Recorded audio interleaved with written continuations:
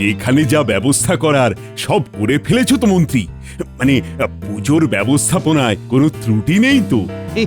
কি যে বলেন মহারাজ, আমার কাজে আবার ত্রুটি?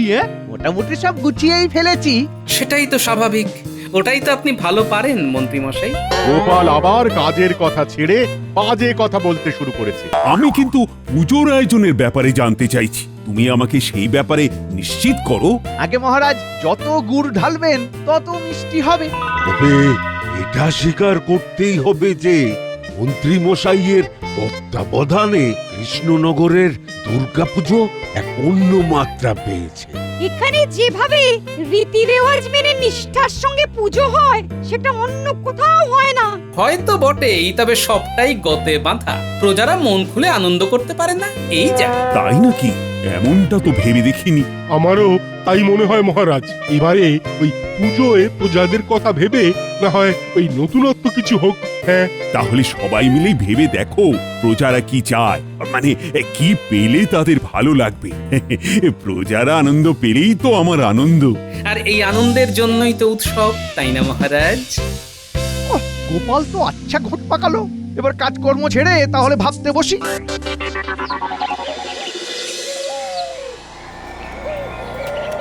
মহারাজ তো বলেই খালাস, কিন্তু প্রজাদের কি পেলে ভালো লাগবে সেটা বোঝা কি চারটিখানি কথা? আরে হঠাৎ করে কি কিছু ভাবা যায় নাকি? কিন্তু আমাদের কথা তো ভাববেন মন্ত্রী মশাই। পুজো চলে এলো, কিন্তু পুজোর বকশিস তো এলো না। বেশ তো আছে, এর পরে আবার বকশিস নিয়ে কি হবে? বাহারে ভালো ভালো জামা পরবো, ভালো ভালো খাবার খাবো, সেই সব হবে কি করে? সবাই তো ওই পুজোর সময় সাজগোজ করে আনন্দে থাকে। আরে আরে আরে আরে আরে, এই কথাটা তো দারুণ বলেছিস। খেতে পড়তে পারলে প্রজারা আর কিচ্ছু চায় না। কথাটা তোমার মনে ধরেছে মনে হচ্ছে। ধরেছে বই কি, আর এবার এই কথা অনুযায়ী কাজ হবে। তাহলে তো আমাদের বেশ মোটা এরকম বকশিস জুটবে মনে হচ্ছে। সে তো বটেই, আমাদের কথা তো মন্ত্রী মশাইকে ভাবতেই হবে। সে তো ভাববই, তবে তার আগে মনে মনে ঠিক করে নি মহারাজকে কি বলতে হবে।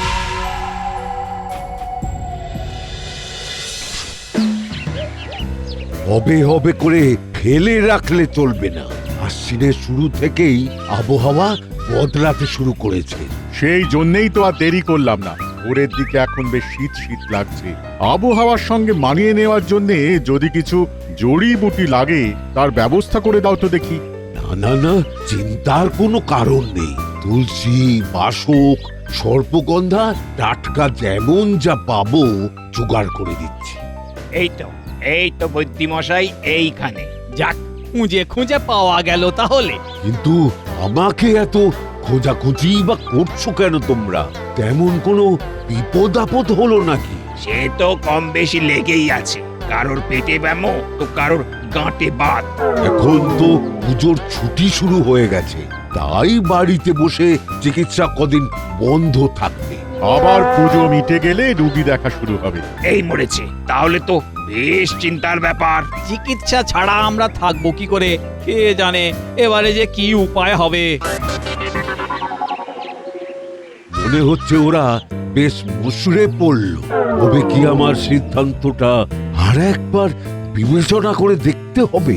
সে তুমি দেখো আর নাই দেখো, একটা জিনিস কিন্তু আমি স্পষ্ট দেখতে পাচ্ছি, চিকিৎসা পেলে প্রজারা আর কিচ্ছু চায় না। এতেই তারা সুস্থ থাকবে, আর তাহলেই ওদের আনন্দ। ঠিক কথা, এই ব্যাপারটা মাথায় রাখতে হবে, আর এই তালে মহারাজের কানে তুলে দিতে হবে। তাহলে মুখ রক্ষাও হবে।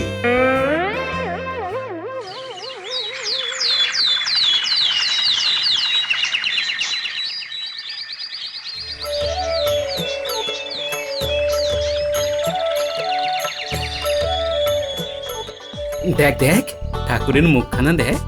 দেখলেই কেমন মনে ভক্তি ভাব জাগছে। আমি তো ঠাকুরের হাতের অস্ত্রগুলো দেখছি। কত রকমের অস্ত্র! রে, ত্রিশূল, সুদর্শন চক্র, তীর ধনুক, তার সঙ্গে অসি, বজ্র, বর্ষা, কুঠার, গদা ও অস্ত্রের ছড়াছড়ি। কিন্তু শুধু শুধু এত অস্ত্রের কি দরকার গোপাল দাদু? শুধু শুধু কেন হবে? ওই মহিষাসুরকে ধ্বংস করার জন্য সব দেবতারা মিলে মা দুর্গাকে অস্ত্র দান করেছিলেন, আর তার ফলেই দেবী সকলের চাইতে শক্তিশালী হয়ে ওঠেন। তাই দেবীর 10 হাত আর 10 হাতে 10টি অস্ত্র। এরকম আরো কত রকম অস্ত্র হয় কে জানে। কিন্তু এইসব দেখেছে আমার কিরকম ভয় ভয় করছে। ভয় নয়, ভরসা রাখ, কারণ প্রচলিত বিশ্বাস অনুসারে এই 10টি অস্ত্র দিয়েই মা তার সকল ভক্তকে নানা বিপদ আপদ থেকে রক্ষা করেন। সে না হয় করলেন, কিন্তু এবারে পুজোয় নতুন কি হচ্ছে সেটা বলো তো। একটু ধৈর্য ধর, সবুরে মেওয়া ফলে। যা বুঝছি তাতে মনে হয় অস্ত্রের ব্যাপারে মানুষের একটা কৌতূহল আছে, এটাকে কাজে লাগিয়ে কিছু একটা করতে হবে।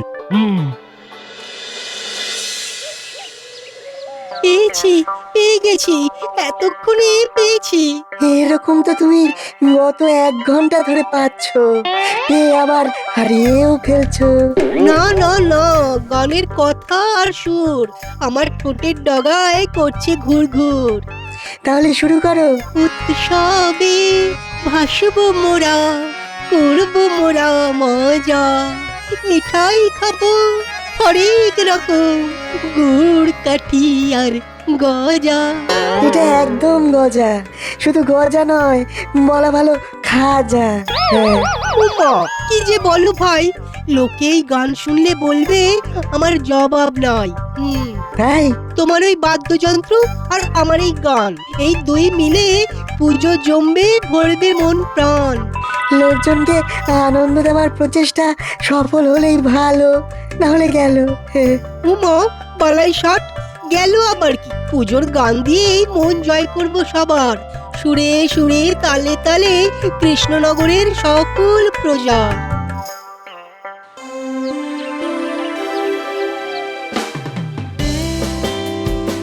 এই তো সবাই হাজির হয়ে গেছে যখন, তখন আলোচনাটা সেরে নেওয়া যাক। তাহলে আপনি শুরু করুন মহারাজ। সে তো করতেই হবে। বলো তাহলে কার মাথায় কি পরিকল্পনা এলো? প্রজাদের ভালো লাগার মতো ভেবে পেলে কিছু? আমি বুঝে গেছি মহারাজ, প্রজাদের খাওয়া পড়ার ব্যবস্থা করতে হবে, তাতেই ওরা খুশি। কিন্তু সেটা আর কাহা তো করা যায় বলুন মহারাজ? কেন কেন কেন না দেওয়ার কি আছে?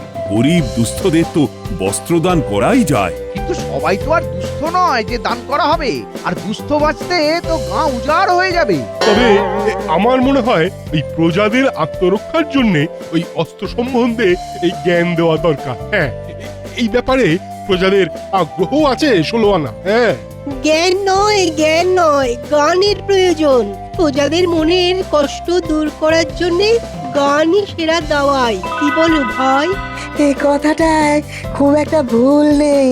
গান দিয়ে কতটা কি সারবে তা জানি না, তবে এই উৎসবের মরশুমে শরীর ভালো থাকলেই মন ভালো, আর মন ভালো থাকলেই শরীর ভালো। একটু খুলে বলুন রাজবৈদ্য, মহারাজের যে সব গুলিয়ে গেল। যারা চায় চিকিৎসা, তাতেই তাদের স্বস্তি।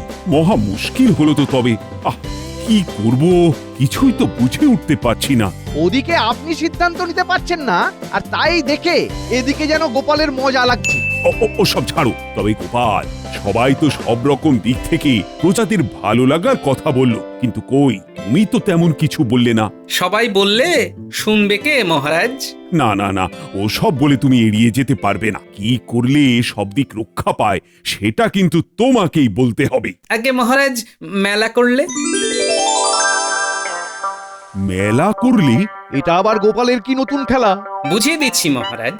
পুজো উপলক্ষে পুজো প্রাঙ্গণে একটা ছোটখাটো মেলা বসুক। সেখানে মন্ত্রী থেকে শুরু করে কবি, বৈদ্য থেকে সেনাপতি সবাই নিজের নিজের দোকান দেবে। দোকান? কিন্তু কিসের, কিভাবে, কিরকম? বলছি। মন্ত্রী মশাই জামা কাপড়ের দোকান করবেন, সেনাপতি আত্মরক্ষার জন্য নিত্য প্রয়োজনীয় রকমারি অস্ত্রের দোকান দেবে, কবির দোকানে এসে লোকজন গাইবে, শুনবে, বৈদ্য দেবে দাতব্য চিকিৎসার দোকান, বিজ্ঞানীর দোকানে থাকবে দৈনন্দিন জীবনে বিজ্ঞান। খুব খুশি হলাম গোপাল, দারুণ পরিকল্পনা। সে না হয় হলো, সবাই কিছু না কিছু দোকান না হয় দিল, কিন্তু গোপাল কি করবে? ওকে শুধু দেখবে আর গায়ে হাওয়া লাগিয়ে ঘুরে বেড়াবে? হ্যাঁ হ্যাঁ গোপাল, তোমার কি পরিকল্পনা সেটা একটু গুছিয়ে বলো। আমার দোকানের নাম হবে মুশকিল আশা। লোকজনের সমস্যা শুনবো আর সমাধান করে দেব। বাহ বাহ বাহ, বেশ ভালো। তাহলে সবাই মিলে তাড়াতাড়ি করে এই বেলা দোকান ঘর সাজিয়ে ফেলো। গোপাল তো বলেই খালাস, কিন্তু অত জামা কাপড় শাড়ি এসব আসবে কোথা থেকে মহারাজ? তার জন্য তো আপনাকে আমার দোকান মুশকিল আসানে আসতে হবে মন্ত্রী মশাই। কিন্তু সেটা আর এখনই কি করে সম্ভব? তার থেকে তুমি বরং এখানেই কিছু একটা উপায় বলো দেখি। সেটাই ভালো। বেশ, মন্ত্রী মশাই যখন এখনই ফাঁপড়ে পড়েছেন, তখন আমিও না হয় এবারের মতো সামলে দিই। আবোল তাবোল না বকে কাজের কথা থাকলে সেটা বলো। আপনার দোকানে এমন ব্যবস্থা রাখলেই হয় যে মানুষ তাদের ছোট হয়ে যাওয়া পুরনো অথবা অব্যবহৃত জামা কাপড় যেমন দান করবে, তেমনি যাদের খুব প্রয়োজন তারা এসে ওখান থেকেই জামা কাপড় পাবে। আশা উপায়, মাছের তেলে মাছ ভাজা। না না মন্ত্রী, আর কোনো অসুবিধেই নেই। তাহলে সবাই চটপট দোকান সাজাতে লেগে পড়ো। তবে পণ্ডিতের ব্যাপারটা আলাদা। পণ্ডিত বরং মন প্রাণ দিয়ে দেবীর আরাধনা করুক।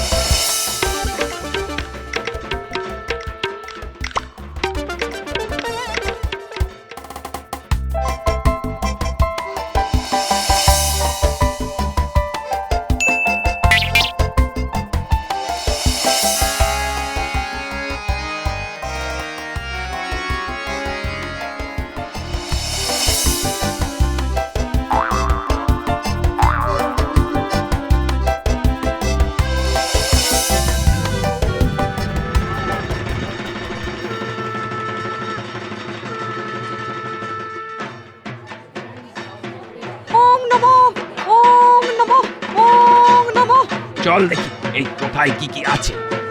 কিছু পেতে গেলে কিছু দিতে হয়। নিজেদের পুরনো জামা কাপড় দুঃখীদের দিয়ে যাও। নিজে পড়ো আর অন্যদের পড়ার সুযোগ করে দাও। তবে ছেঁড়া ফাটা রং চটা নয়, যত পারো গোটা গোটা চোখে লাগার মতো পোশাক দাও। দোকান তো ভালোই সেজেছে গোপাল দাদু। গোপাল দাদুর কথায় তাহলে কাজ হয়েছে। আর আমাদেরও ঘুরে ঘুরে দেখার জায়গা হয়েছে। সবই তো ঠিক আছে, কিন্তু মন্ত্রী মশাইয়ের কথাতেই তো কেমন তাল কেটে যাচ্ছে মনে হচ্ছে। না না, কেমন যেন একটা খটকা লাগছে। নজর রাখতে হবে, গোড়াতেই গন্ডগোল ঠেকছে। নিজের মনে কি বিড়বিড় করছে বলো তো দাদু? মনে হচ্ছে তোদের কাজ বেড়ে গেল রে। নিজে বাঁচো দেশ বাঁচাও, আত্মরক্ষার রকমারি হাতে ধরে দেখিয়ে দিতে পারি। এসো দেখো শিখে যাও। হা হা হা। এসো এসো বসো কাছে, কথা হবে গানে গানে। চালিয়ে যাও কবি, লোকজন ভালোই ভিড় জমাচ্ছে। আজ এই উৎসবের দিনে থাকবে না কেউ ঘরের কোণে। তা না না না না না না না না। কবির গলায় কাজ আছে, বললে হবে না। না না না না না, কোনো রোগ ফেলে রাখা চলবে না। তাই আমার এই দাতব্য চিকিৎসা কেন্দ্রে এসো আর সুস্থ হওয়ার টোটকা নিয়ে যাও। চল চল, ওই ওই ওই সামনে রাখা পাঁচনের শিশি থেকে যেমন যা লাগবে নিয়ে নি। চল। এই আমার ভাই পেট গুড়গুড় করছে, পাঁচন তো লাগবেই লাগবে।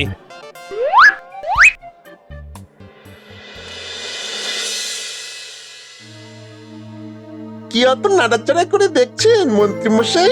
মনে হচ্ছে মন্ত্রী মশাইয়ের দু চারখানা মনে ধরেছে। খুব একটা ভুল কিছু বলিসনি। আমার কথায় কাজ হয়েছে মনে হচ্ছে, বুঝলি?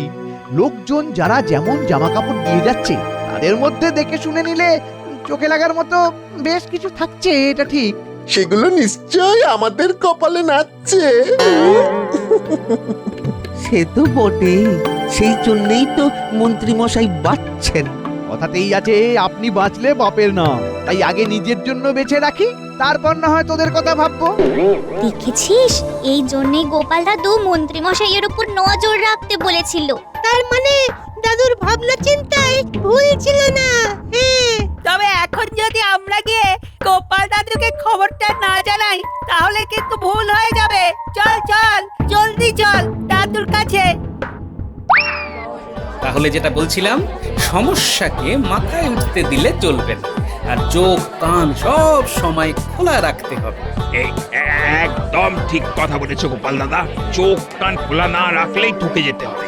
বেশ, তাহলে তোমার বুদ্ধি মতোই কাজ করে দেখি।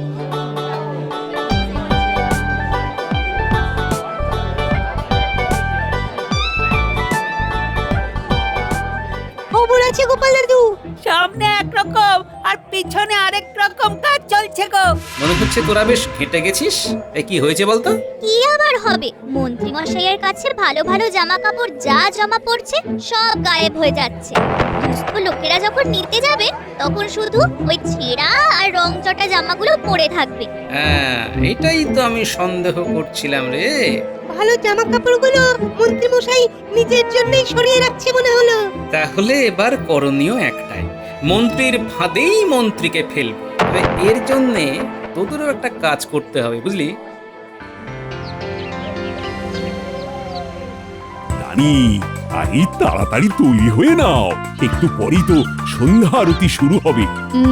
কোন শাড়িটা পরবো আর কোনটা নয় সেটাই তো বেছে উঠতে পারছি না।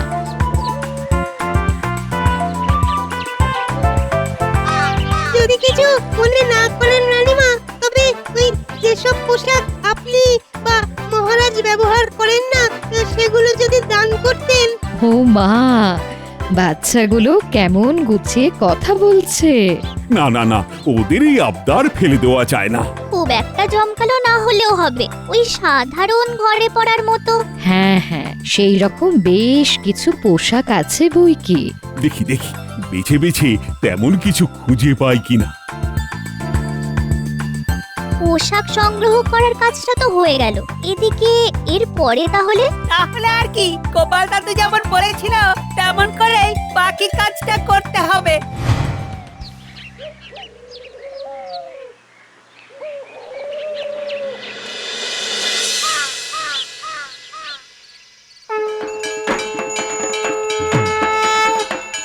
চমৎকার চমৎকার, সন্ধ্যা আরতি দেখে চোখ যেন জুড়িয়ে গেল।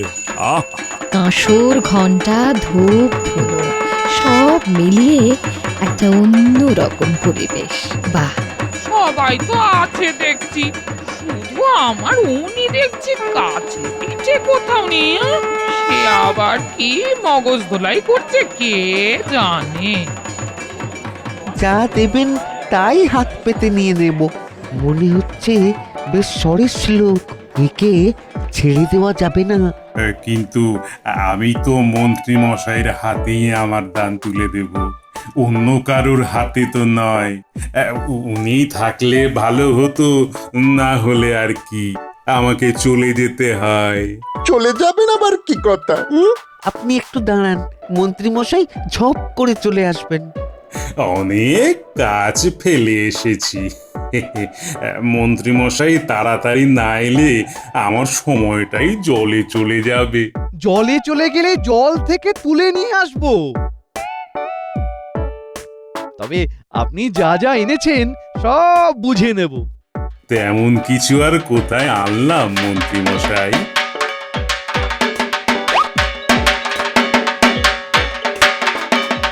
এখন চেহারা ভারী হয়ে গেছে বলে এইসব জামা কাপড় আর গায়ে হয় না।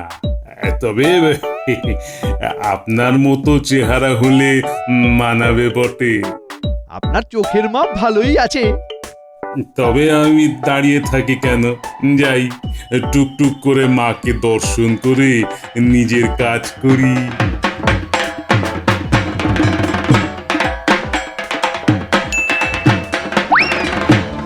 মনে হচ্ছে সবার সেরা পোশাক এতক্ষণে পেয়েছেন মন্ত্রী মশাই। এই পোশাকও তাহলে ছড়িয়ে ফেলবেন নির্ঘাত।